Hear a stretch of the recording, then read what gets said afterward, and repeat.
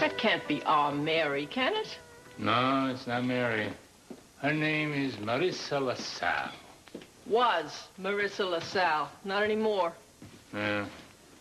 That may be, but the fact I have to live with is that she is not the same woman that I knew 20 years ago.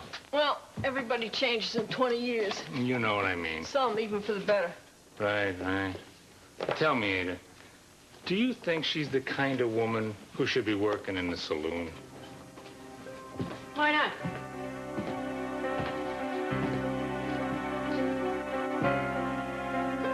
Come on, tell me. Why shouldn't I work in a saloon? Look for yourself. What does that have to do with it? That lady wouldn't be caught dead in the saloon. You got that right, Mary. That lady is definitely cafe society. Would you stop? Caviar on toast, the opera every Saturday night. The ballet every Sunday. You're cuckoos, both of you. The woman I married ate leftover meatloaf. She still does. And loves it. She bowled every Saturday. You're kidding. I don't kid about bowling. Was she any good? Oh, she had a wicked curve. Oh, it was a hook. Ooh. Looked like a gutter bowl all the way down to the last second, and then it would curve and boom, strike. I haven't bowled in 100 years. I used to love it. Sounds like I did, too. Well, now, I don't expect you to go bowling again. Oh, that's too bad. We could get up a team, you know? We could have shirts that said Mary's Place on the back with the bowling pins flying, you know. Lady in that portrait, she's more of the polo pony set. A chuckle or two with the Prince of Wales, eh? Now you're getting downright silly. Only because I figure it's just a matter of time before you get bored and restless hanging around this place. You figure that, do you? Yeah. Because you're going to wind up hating the old Mary McKinnon and resenting the people who compare you to you. Who would do that, Vince? Well, now, I can't help it. I mean, it's so easy for me to think of you as the old Mary, but... Well, look, you look the same and all. Well, sometimes I feel like saying, hey, it's Tuesday. Let's you and me go bowling. Now, wouldn't that drive you nuts? Is that an invitation? Ada, did you just hear someone in this room ask me out on a date? Leave me out of this. Okay. You're on. I can hardly wait. I'll just run and get my bowling shoes.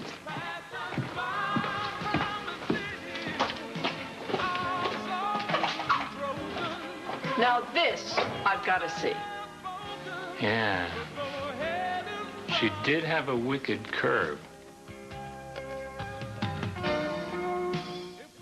Yeah, they're very nice. I like them. Why don't we put them on each of the tables?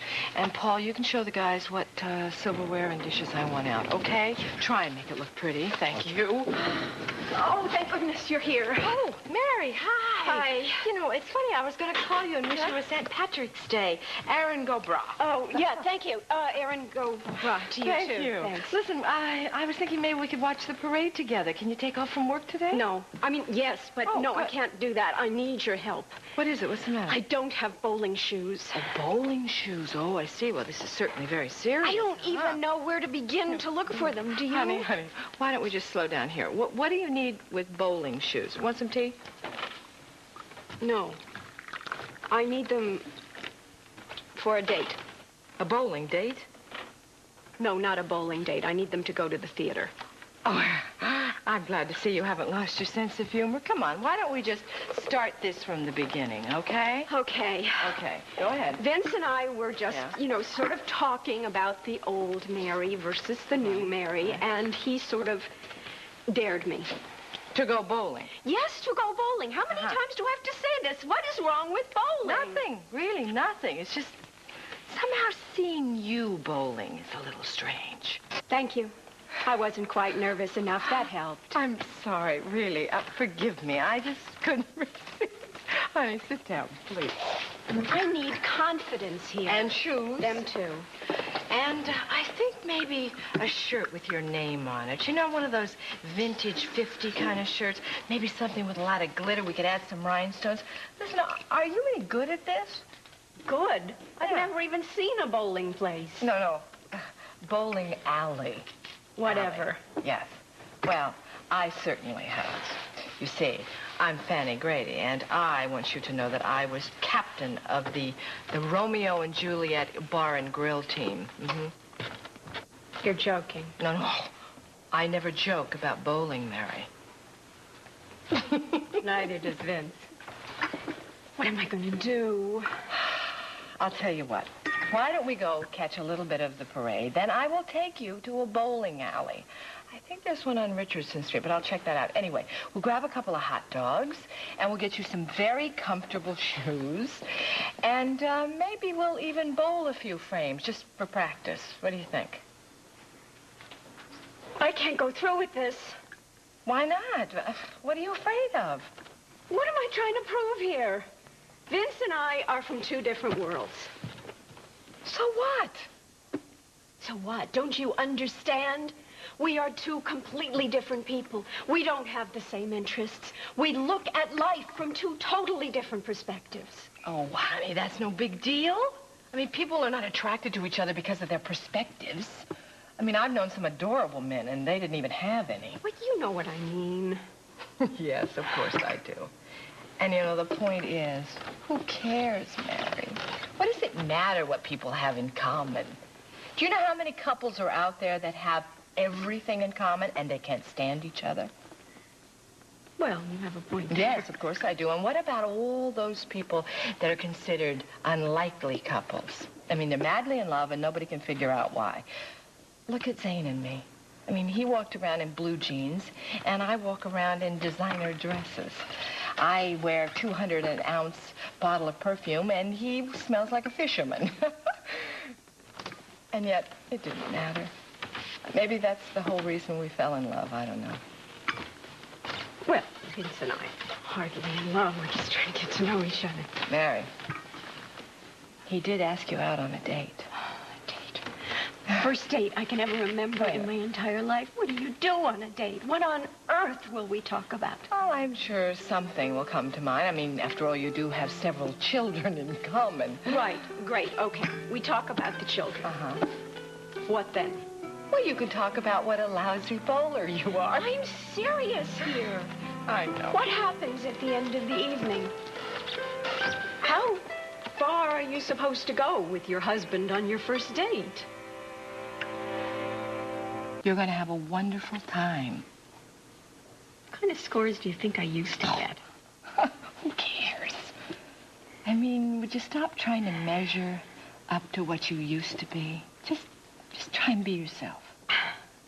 I don't know myself. How can I do that? And it doesn't matter how much Vince tells me about the way I used to be. I may never be able to remember.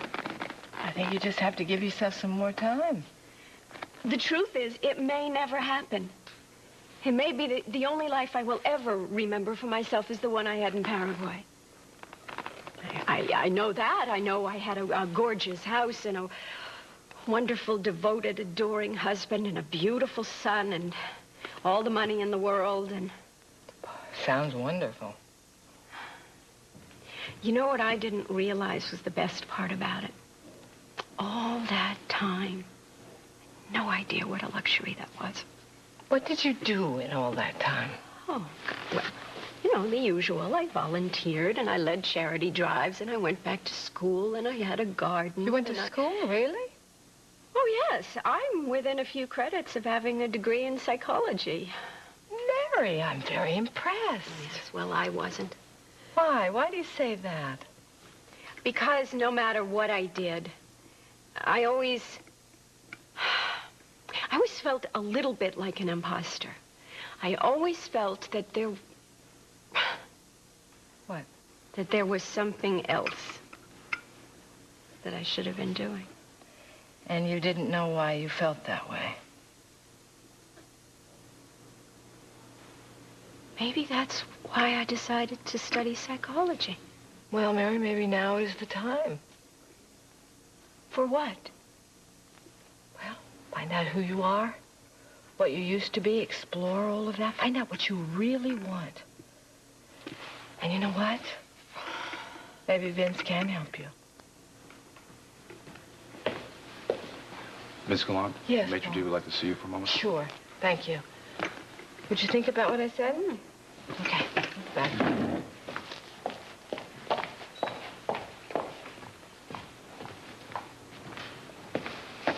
Mary?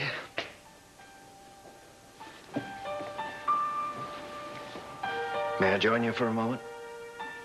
I'm not going to upset you anymore, I promise. What do you want? To tell you the truth about myself. I already know the truth. Not all of it. You and I have nothing more to say to each other. I have a lot to say if you'll listen. Make it fast. First, I want you to know that I don't blame you for your anger toward me. Oh, that's such a relief. You said you'd listen. That article that was printed about me when we first arrived in Bay City, it described me as ruthless, cruel. Get to the point, please. It was true. They were right. Why are you telling me this? Because I don't want to hide anymore. I want you to know that I am the best manipulator in the world. How do you think I got so rich? What does that have to do with me? I didn't bring you that portrait to please you, Mary. I guessed that, Reginald. I wanted to prove a point. Which was? That you're not Mary McKinnon. You're Marissa LaSalle. Oh, that's unbelievable. What is? Your ego. I wanted you to know the truth. Well, now I do. And guess what? Doesn't impress me in the least. That's too bad. What effect did you think bearing your soul was going to have? Did you think I would race into your arms and beg you to take me back into your life? How stupid do you think I am? I have enormous respect for you, Mary. And don't do this to me again. Next time you feel like confessing, go to church. I have better things to do with my time.